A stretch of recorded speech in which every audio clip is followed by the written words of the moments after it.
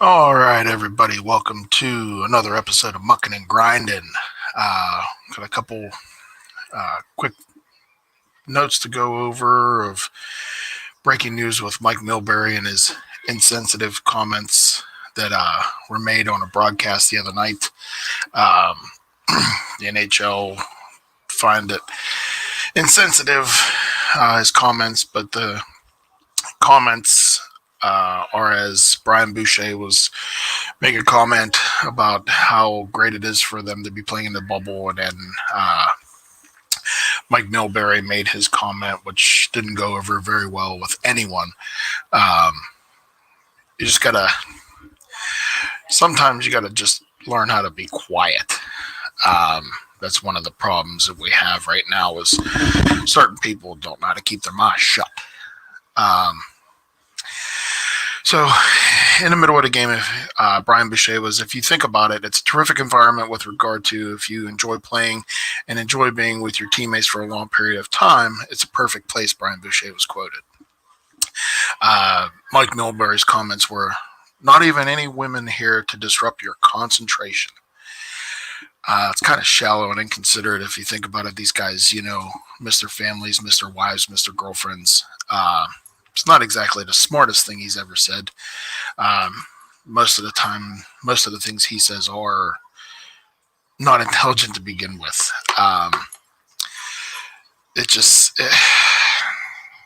it, I don't get it. I don't know how the man has a job. Um, his commentary is not good. Um, he's one-sided most of the time, and most of the time, when he does say something one-sided, it's more idiotic than anything. Um, But we'll move on from that. A little bit of Pens news. Pens have signed John Maniscalco on Friday morning to a 3-year entry-level contract. The 21-year-old defenseman decided to hit free agency early. He's a good puck-moving defenseman. Um, one big selling point was Mario Lemieux had talked to him, has everything set up for him, and he said it was the best decision for himself and for his family to forego college, the rest of his college career, and move on to the NHL. And Pittsburgh seemed like the great fit for him. He was more than happy to come here. There's a couple quotes of, with the college season up in the air, I think it's best decision for me in my development to get those games rather than just shorten college season or something like that. To play a pro season is overall best for me and my development. The Pens need to stock up on these young puck moving defensemen. They need as many as they can. Game's a speed game. You need to have anything and everything there to keep your system moving, keep you at a top level in the NHL. So. Good luck to him. And he is correct with his uncertainty of the college seasons and and everything like that. It's just you never know. Another quick caveat here. We'll jump over to. We will have the promo for Bombshell Bowling. We have hoodies that are able to be ordered now. Make sure you get you guys t-shirts, hoodies, and short sleeve tees are pretty much done. The hoodies, it's coming up on hoodie season real quick, ladies and gentlemen. So let's make sure we get out there and get our hoodies ordered.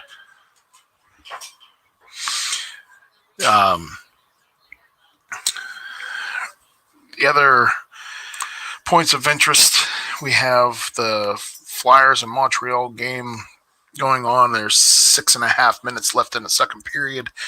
Philadelphia is up 3-2. We're going on to the power play. Looks like Montreal has been out shooting Philadelphia. I think it was like 17-7 at one point. I'm not sure what it is now exactly, but it's on.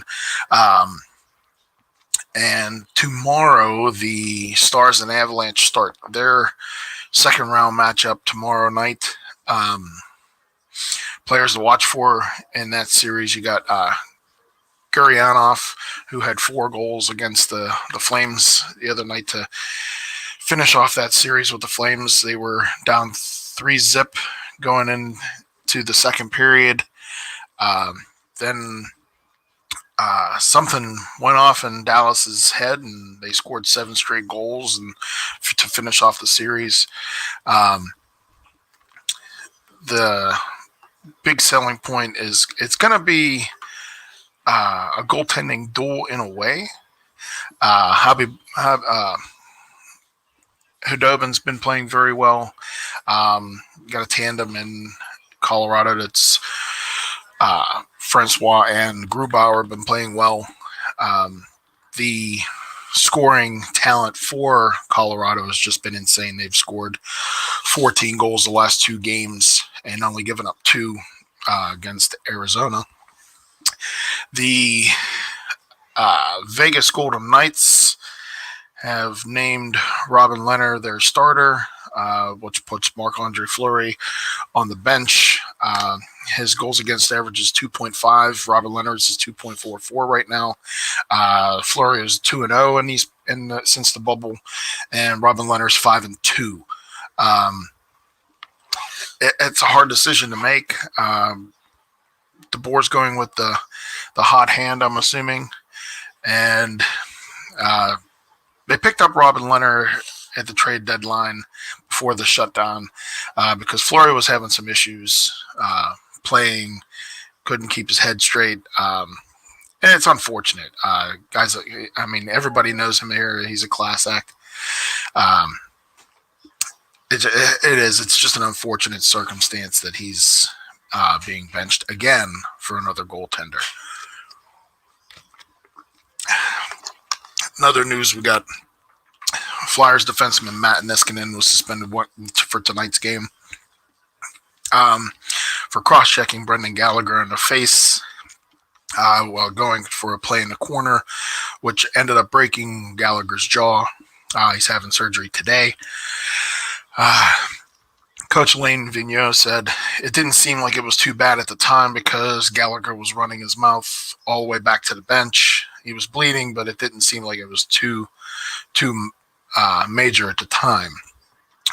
Usually when injuries occur like that with these guys, adrenaline's still taking over. These guys have their bodies flowing, adrenaline's pumping. You know, the pain's there, but the full extent of the injury is not. It's just unfortunate. Brendan Gallagher was kind of, one of the great guys that keep this Montreal team flowing. Nick Suzuki has 2 goals tonight. There's 4 minutes left in the second. Excuse me. It's starting to pick up intensity and pace in the game. The speed of the game, hopefully for Montreal, can keep them going. They can maybe tie it up in the rest of the game.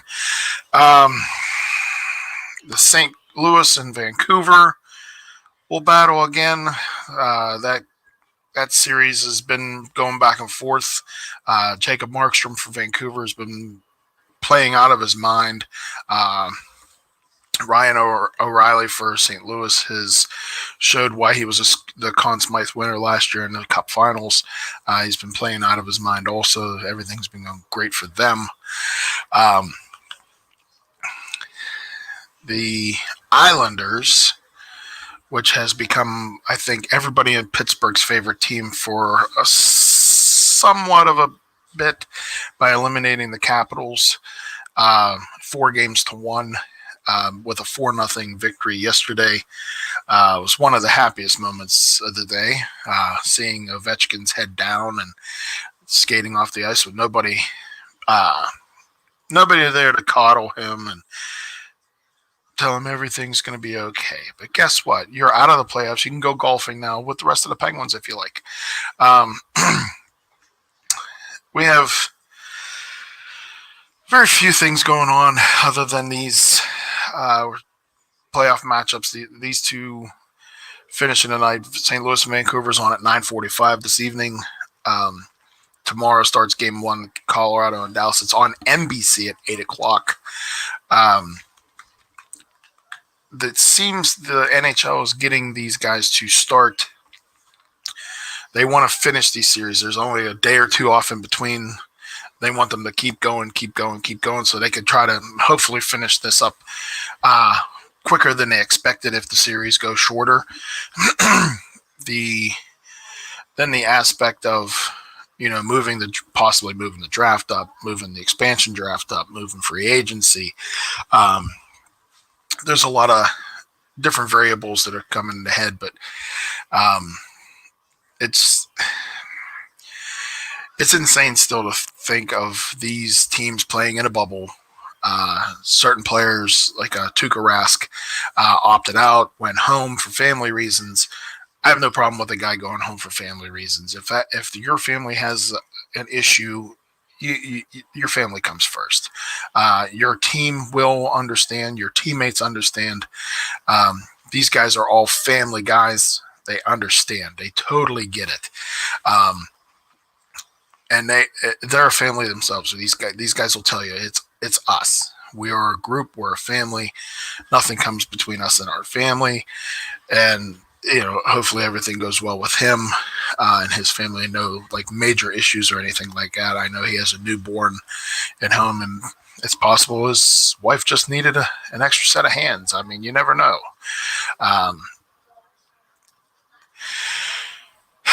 The game in hand right now, the Flyers and Canadiens, has been chippy here and there throughout throughout game 6 here. We have a few moments where you thought maybe Philadelphia was gonna take over and totally dismantle this team, and it doesn't seem that way. It's just Montreal has just surprisingly been every bit as competitive with Philly as they were with Pittsburgh. Surprising to see, considering how bad they were in the regular season. Not exactly sure what the change is. I know that their head coach, Claude Julien, is still resting at home after having a stent put in his heart. Kirk Muller has taken over behind the bench, and they've been playing very well for him. They responded well. It's a nice thing to see, a team respond to certain issues, that come up in certain times of need and things like that. But it's really good to see. We're going to kick back here for a second of, last week's special guest Ryan Mill was on with me. We had a great interview. Talked a lot of different, adages of him getting into, the Penguins organization. His story of Willie Stargell when he was a kid was a fantastic story.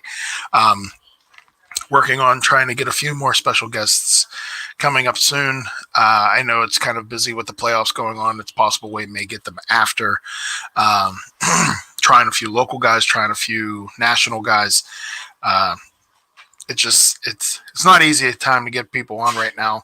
I'm hoping to have a few special guests come on, and we could talk some hockey and keep the flow going a little bit better. It's a little difficult when you're by yourself. I can't have competitive banter with anybody. We can have, if there's anybody has any comments or questions, just feel free. Put them on there. We can just hoping my dogs don't start barking here because so other than the things that are going on now, there's not really too much else noteworthy wise that's going on with the NHL besides teams being eliminated from the playoffs. Columbus being eliminated by Tampa Bay the other day. There was a little bit of speculation that Tortorella may get fired. Don't really think it's gonna happen, but if it did happen, um, it would be a nice possibility for him to become assistant bench boss with Mike Sullivan behind the Pens bench. Um, give the good cop, bad cop feel. Maybe even give him a break from head coaching, help out with the assistant coaching, maybe light a fire under some of the guys that are here, and possibly, rebuild a little credibility for himself to get back as a head coach in the NHL. Um, he's been with the Rangers twice, Tampa Bay, Vancouver, and Columbus recently. The um, main focus, he's a motivator. He's a good motivator for younger players. Um, he does have a lot of uh, fun quotes that you get when you see him with the reporters and um, other media members and things like that. The reading a lot of the banter about Mike Milbury. Nobody wants Mike Milbury back. Everybody wants him to be fired. Um, but it's not the NHL's position to do that. The NBC Sports would have to terminate his contract. There's speculation of the Rangers possibly trading out of the first pick to stockpile more picks or possibly reload for a couple other pieces of talent that they need. They seem pretty close. They do have a good setup with Capo Caco, Artemi Panarin, Shesterkin, and Georgiev and net. Most likely, Henrik Lundqvist will not be back in a Rangers uniform, unfortunately for him. King Henry is one of the better goaltenders that has been around. Him and Marc-Andre Fleury are two of the, I think, winningest goaltenders in the NHL right now that are still active. I think he is 5 or 6 wins ahead of Marc-Andre Fleury in the all-time wins column. So it's definitely one of those things where it's hard. As players get older, you start getting more of a connection with them. You hate seeing them move on. Case in point, like with Marc-Andre Fleury here in Pittsburgh. But with the Rangers possibly trading that number one pick, there's trade rumors going around that they could, the Kings, the Canadians, Ottawa. It's definitely a rebuilding phase for Ottawa, Montreal, and Los Angeles. They're a lot further away than other teams that are in that predicament. The Rangers are, like I said, are pretty close. They're missing maybe, another top 6 forward, maybe a third line guy, because Mika Zibanejad is still a younger guy. I think he's like 26, 27. They do have good young talent still. Their defensive core is young. Besides Stahl, he's I think he's one of their elder statesmen and defensemen. But other than that, I mean, if they trade that first overall pick, that would leave Alexis Lafreniere, possibly. It's whoever gives up the Kings ransom for that number one pick. Ottawa could possibly move Brady Tkachuk, who's a decent young forward. The Canadians, I mean, do you move Max Domi, Nick Suzuki? Do you move your younger players that you already have in your system that are playing well for you? Do move those guys just to get that number one pick, and then hopefully have to build around him, and it sets you back just that little bit further. The games going on, or it's in between periods now with the Flyers and Canadians. Not sure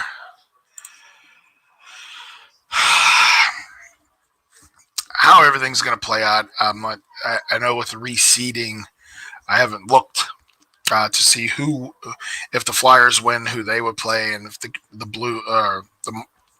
Canadians win, who they would play.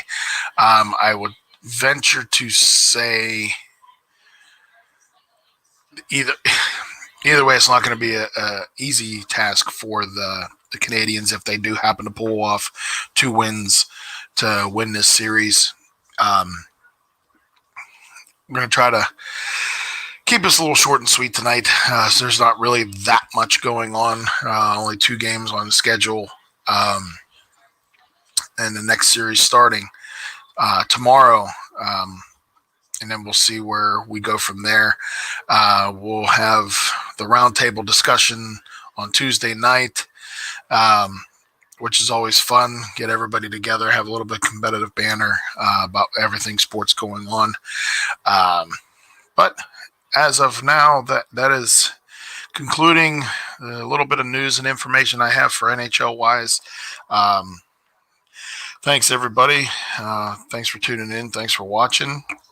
And I'm going to conclude tonight's broadcast. Appreciate it. Thank you.